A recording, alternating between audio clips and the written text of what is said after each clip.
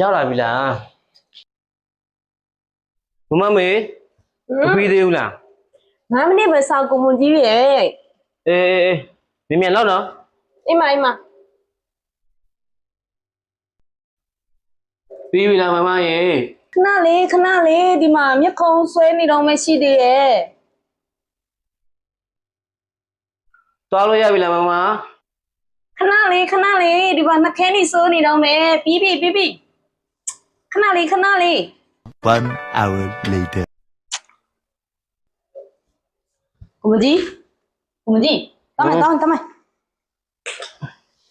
ရောက်လာပြီလားဘယ်ကိုရောက်လာတော့မသွားရသေးဘူးလားတော့ရသေးဘူးလေခုမှသွားမှာထားတောင်းမယ်ဟာညခုမှပြီးရလားဟုတ်တယ်ခုမှပြီးရငါဟောမသွားပြီးလို့မပစ္စည်းဝယ်ပြီးတော့အဲ့အောင်ရောက်လာပြီထင်နေတာအိမ်မက်မက်နေတာကိုလာထားသွားမယ်မင်းတို့မိန်းမတွေပြောတဲ့9မိနစ်ဆိုတာလေကွာငါစိတ်ကော